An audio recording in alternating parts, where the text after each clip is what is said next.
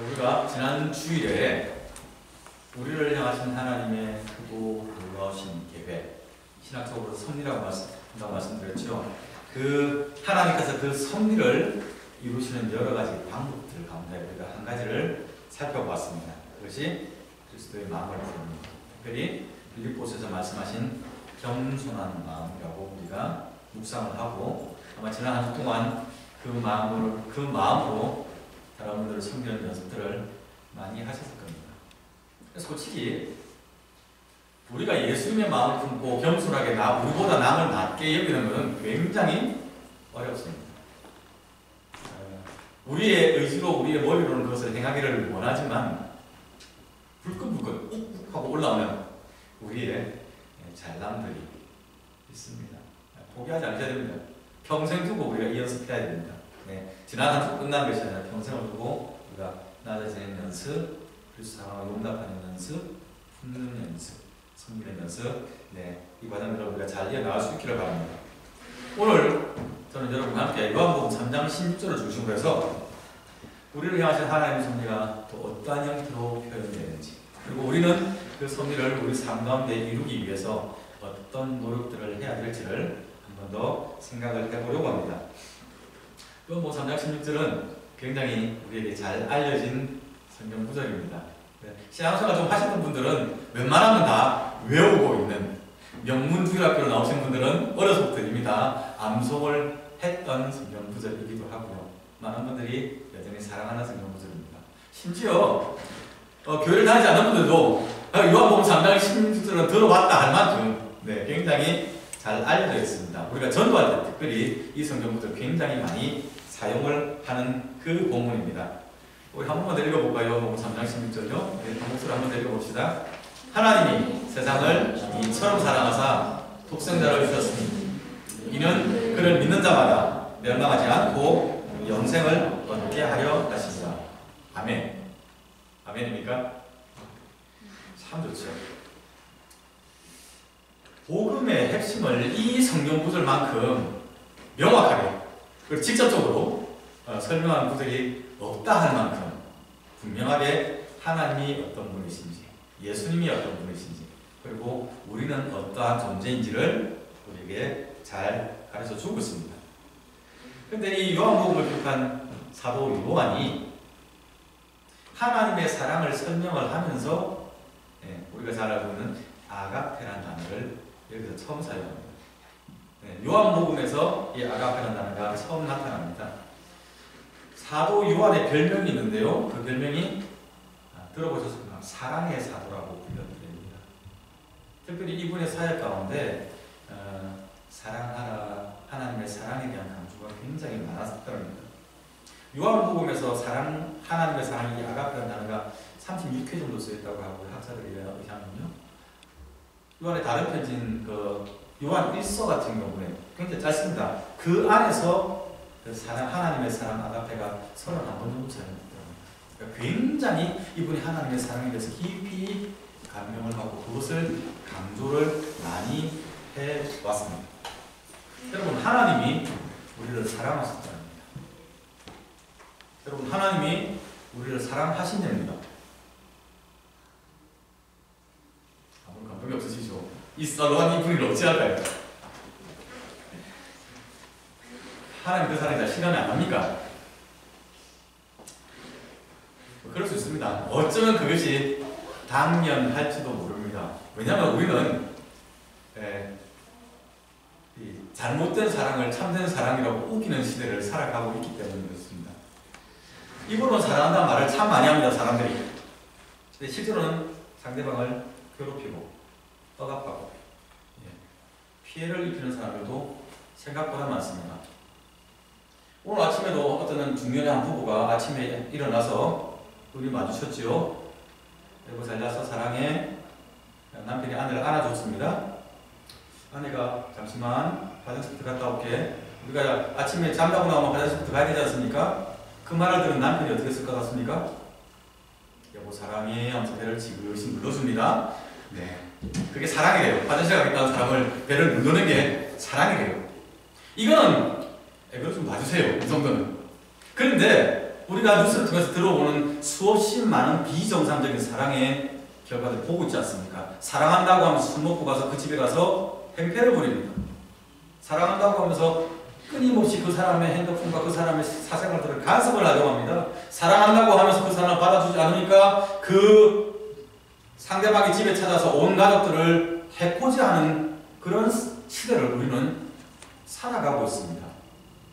그러고 나서 법의 심판을 받아서 하는 얘기 뭡니까? 저는 그 사람을 사랑하는 것 죄밖에 없습니다. 라고 이야기를 합니다. 그것이 사랑이에요.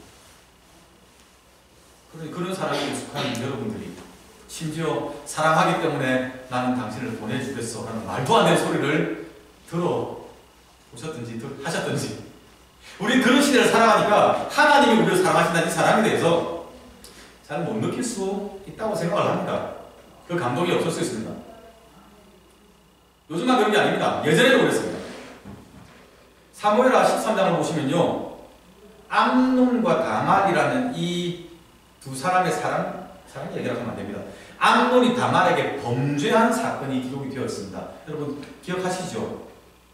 암논과 다말은 다윗의 아들과 딸입니다. 그런데 다윗이 다른 여인에게서 낳은 아들이고 딸입니다. 그러니까 다말은 암논의 이복 여동생입니다. 스텝시스터인 거죠. 근데 암논이 다말을 사랑했더랍니다. 상사병에 걸렸습니다. 본문을 보시면요, 13장을 보면요, 나날이 화리해져 갔더랍니다. 얼굴색이 점점 안 좋아지고 몸에 병이 왔더랍니다. 쉽게 말하면 상사병이 걸린 겁니다. 여기까지만 들으면요, 암논이 다말을 사랑하는 게 정말 열정적이고 순수했다고 생각을 할 수가 있습니다. 그죠? 게다가 구약 성경을 그 히브리 말로 번역한 성경을 70인역이라고 합니다. 여러분 신앙생활 하시면서 좋은 것 가끔씩 들을 겁니다. 70인역, 셉투아진트라고 하는 거죠. 주님 오시기 전에 한 300년 전에 그 구약 성경을 이스라엘 백성들이 이제 잘 모르게 되니까 그 히브리 말을 모르니까 그리스 말로 번역한 것을 70인역이라고 합니다. 그런데 이 70인역이 구약 성경에 나타나는 사랑이라는 단어를 다 아가페로 번역을 합니다. 그래서 이 암논이 말한 내가 다말을 사랑한다라고 말한 그 사랑도 아가파오라고 아가페로 번역을 하고 있습니다. 아마도 70인역을 번역하셨던 그분들이 구약 성경이 하나님의 말씀이기 때문에 경외함으로 그것을 다 아가페로 번역을 한 것은 대부분을 다 아가페로 번역을 했습니다. 그런데 구약 성경은 히브리 말에는 사랑한다는 말이 그 하나밖에 없습니다. 아하브라는 단어 하나밖에 없습니다. 그런데 한국말은 사랑한다는 말이 여러 가지 표현이 있잖아요. 사랑해, 아껴, 괴여, 좋아해, 격하게 사랑해. 못 들어보셨습니까? 이런 표현들? 그러다 보니까 그 그리스 말도 사랑한다는 말 보통 네 가지로 나누잖아요. 여러분 들어보셨죠? 하나님의 사랑, 아가페가 있었죠. 자식을 향한 부모님의 사랑, 스토리가 있죠. 친구들끼리 우정을 나타내는 필레오가 있죠. 그리고 남녀지간의 사랑을 나타내는 에로스가 있습니다. 그런데 이 네 가지를 용도에 맞게 번역을 해야 되는데 구약 성경은 다 참아 못했던 것 같아요. 그래서 그냥 자기들이 판단하기 뭐하니까 다 아가페로 번역을 해버렸습니다. 그래서 70인경을 읽으면 암논이 다말을 하나님의 사랑으로 사랑한 것처럼 오해하게 되어 있습니다. 그런데 성경을 보시면 암논의 사랑은 아가페가 아닙니다.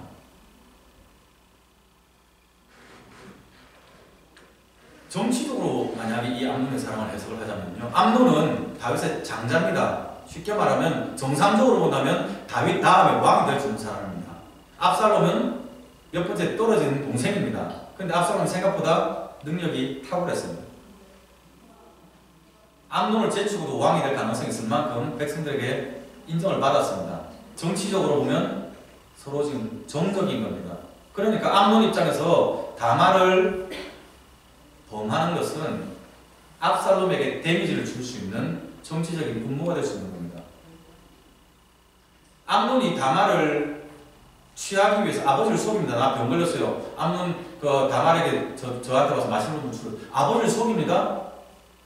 사랑을 쟁취하기 위해서 부모를 속입니다. 이게 사랑입니까? 젊은 친구들 기억해야 돼요. 오빠 믿지? 오빠 믿는 거 아니에요. 네? 믿을 수 있는 오빠는 다 장가가고 있을 가능성이 없어요. 어때서? 네, 하나님만 믿는 거예요. 부모를 속이면서 하는 거 사랑 아닙니다. 특히 하나님 사랑 아닙니다. 이 암논이 다말을 힘으로 범했습니다. 강간했습니다. 이걸 어떻게 아가페 보는 거예요? 결코 하나님 사랑 될 수 없습니다. 그 다음 성경 보면요, 암논이 다말을 엿본 이후에 그녀를 이전에 사랑하던 마음보다 더 크게 그녀를 미워했더랍니다. 정경이 한번 발산되고 난 다음에 사과를 됩니다. 그 다음에는 미워함으로 표현되었습니다. 그 다말이 뭐라고 하죠? 넌 너무하다, 오빠야. 나를 범한 것도 죄인데 나를 그 다음에 이렇게 박대하면 더더욱 큰 잘못이다 라고 말을 할 만큼 암논의 다말을 향한 사랑은 정욕적이고요, 찰나적이었습니다. 그건 결코 하나님의 사랑이 될 수 없습니다. 그렇지 않습니까, 여러분? 사랑하는데 힘으로 합니까? 사랑하는데 부모 속입니까? 사랑하는데 남 속입니까? 사랑하는데 내쫓습니까? 그건 정욕적인 겁니다. 근데 자기 자신은 이것이 사랑이라고 부르고 있다는 겁니다. 사랑은 한다면 여러분, 어른들은 저보다 더 사랑을 잘 아실 겁니다. 사랑은 내 방식을 상대방이 강요하는 것이 아니라요, 상대방을 케어하는 겁니다. 그죠? 상대방을 위하는 것으로 나타납니다. 여기서 공부한 친구들은 많이 들어봤을 거예요. Loving is caring. 그렇게 표현하죠. 상대방을 배려하는 겁니다. 하나님께서 그 사랑을 보여주신 겁니다, 우리에게. 하나님이 세상을 이처럼 사랑하사. 하나님이 우리를 사랑하시는 이처럼은 어떤 방법이었습니까? 명확하게 깨끗하게 나오잖아요. 텔레비전 말하는데 독생자를 이 땅에 보내신 것이었습니다. 요한에서 4장 10절 말씀요, 사랑은 여기 있나니 우리가 하나님을 사랑한 것이 아니요 오직 하나님이 우리를 사랑하사 우리 죄를 속하기 위하여 화목제물로 그 아들을 보내셨습니다. 아멘. 우리를 사랑하신 것은 하나님의 의지셨습니다. 그죠? 그런데 그 하나님께서 우리를 향한 그 사랑을 표현하는 방법은 우리에게 가장 필요한 것을 채워 주시는 것으로 표현하셨습니다. 허물과 죄로 죽었던 우리를 하나님이 예수 그리스도를 통하여 살려주셨습니다. 그걸 위해서 기꺼이 독생성자, 오늘 성경은 독생자 예수님을 이 땅에 보내주셨습니다. 그분의 어깨에 우리의 모든 죄짐을 얹으셨습니다. 우리가 당해야 될 모욕, 수치, 고통, 소망 없음, 영원한 형벌, 이 모든 죄의 짐을 주님의 어깨에 얹으시고 그 주님을 십자가에 다셨습니다. 그 공간, 그 자리까지 하나님께서 주님을 내려놓으셨습니다. 우리 가운데는 아픔, 깨짐, 상함, 절망, 이것들을 예수 그리스도로 말미암아 감싸 안으시고 싸매시고 고치시고 회복시키셨습니다. 그래서 바클레이라는 신학자는 이 요한복음 13장을 보면서 3장 12절을 보면서 하나님은 마치 우리를 사랑하시기 위해 존재하시는 분과 같다라고 표현을 할 만큼 하나님의 사랑이 우리 중심으로 흘러 넘쳤다는 얘기입니다. 물론 그 해석이 정확한 해석은 아닙니다만은 하나님의 사랑이 그만큼 우리를 위한 힘대로 나타나셨음을 기억하셔야 됩니다. 로마서 5장 8절 말씀 기억하시죠? 우리가 아직 죄인 되었을 때, 이 표현은 우리가 여전히 죄인일 때 그리스도께서 우리를 위하여 죽으심으로 하나님께서 우리를 향하신 자기의 사랑을 어떻게 하셨다고요? 확증하셨다고. He proved His love toward us. 우리를 향하신 하나님의 사랑을 증명하신 겁니다. 어떻게 해요? 우리가 여전히 죄인일 때 예수님을 십자가의 대속의 제물로 보내셨습니다. 하나님이 사랑하셔서 주셨더랍니다. 예수님을 주셨더랍니다. 그렇다면 우리를 향하신 하나님의 사랑, 우리가 받는 사랑이에요. 그것이 하나님을 향해서, 그리고 우리 이웃을 향하여 어떻게 됩니까? 명확하게 그것이 표현되어져야 됩니다. 나누어져야 합니다. 다시 요한일서 4장을 가면 4장 11절에서 사도 요한이 그 얘기를 합니다. 사랑하는 자들아 하나님이 이같이 우리를 사랑하셨기 때문에 사랑하셨은즉 우리도 서로 사랑하는 것이 뭐라고요? 마땅하다. We ought to. 우리도 당연히 그것을 서로 사랑해야 합니다. 자, 그러면 이제 집중하셔야 돼요. 하나님께서 우리를 사랑하신 것도 우리가 알고 있고, 사랑하시기 때문에 그 사랑이 독생자를 이 땅에 보내심으로 증명된 것도 우리가 알고 있습니다. 그렇다면 우리는 그 사랑을 어떻게 나눌 수 있을까요? 여러분들은 이 성탄의 절기에, 은혜의 절기에, 주님이 오신 이 기쁜 이 시기에 여러분이 받은 하나님의 사랑을 어떻게 나누기로 결정하셨습니까? 고민하셔야 됩니다. 이건.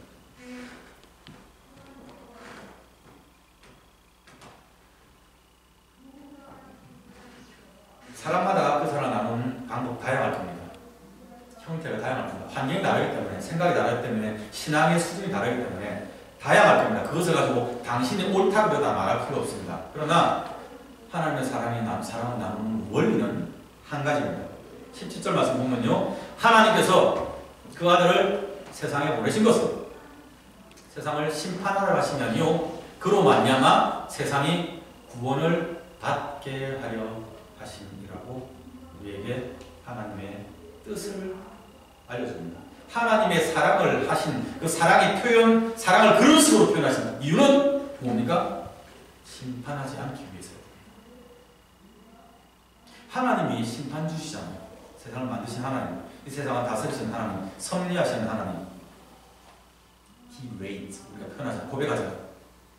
근데 그 하나님이 심판하실 능력이 없습니까? 힘이 없으십니까? 방법을 모르십니까? 아니잖아요. 그런데 하나님이 심판하기를 원하지 않으셨더랍니다.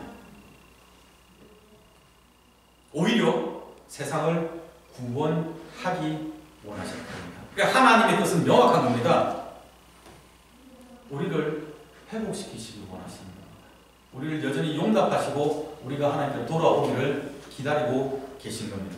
자, 하나님의 뜻이 심판과 정죄가 아니라 회복이라는 사실을 오늘 기억하셔야 됩니다. 평생을 두고 우리가 신앙생활을 할 때 이 원리를 우리가 잊어서는 안 됩니다. 16절과 17절 오늘 이 본문을 우리가 동사만 가지고 우리가 연결을 해본다면 오늘 제목이 그렇습니다.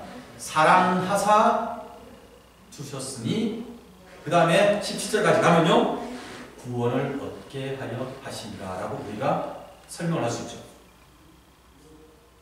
본문에서 말하는 17절에서 말하는 구원은 죄와 사망에서 건전을 받는, 그러니까 영생을 얻게 하는 겁니다. 이건 주님만 할 수 있는 사역입니다.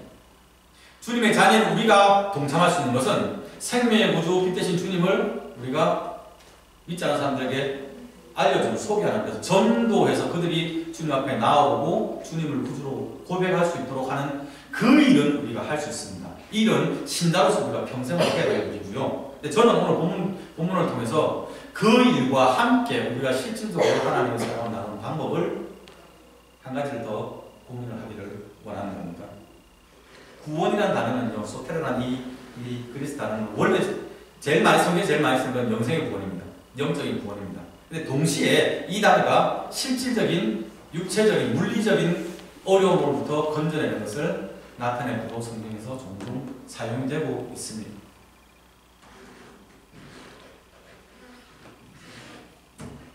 우리가 다른 사람들을, 어려움 가운데 있는 사람들을, 고난 가운데 있는 사람들, 질병 가운데 있는 사람들을, 마음의 상함 가운데 있는 사람들을 그 힘든 상황에서 건져내는 것으로 하나님께 받은 사랑을 표현할 수 있기 바랍니다. 사랑이 실제적이 되어야 한다는 얘기를 드리는 겁니다. 이것을 오해하셔서 이렇게 행해야 천국 간다고 오해하시면 안 됩니다. 우리는 천국을 소유했기 때문에 하나님의 사랑을 받았기 때문에 나눠주자는 얘기입니다. 그것이 사도 요한의 표현이라면 마땅한 우리의 의무인 것입니다. 우리에게 허락하신 게 생각보다 많이 있습니다. 건강도 있고요, 시간도 있고요, 물질도 있습니다. 은사도 있습니다. 이 성탄의 절기, 김수님 기도한 것처럼 연말에 하나님께서 베푸신 은혜를 생각하면서 어떻게 나눌지 고민하는 되기를 바랍니다. 그리고 그것이 구체적으로 상함과 지킴과 아픔들을 감싸는 것을, 용납하는 것을, 회복시키는 것으로 표현되기를 바랍니다. 사랑은 주는 겁니다. 이제 우리가 함께 바른 것을 줄 때입니다. 무엇보다 구원의 능력, 회복하시는 능력을 풍성히 나눠주는 은혜의 절기, 그리고 우리의 삶이 되기를 축원합니다. 기도합시다. 우리 사랑하신 하나님 감사합니다. 자격 없는 저희를 사랑하시고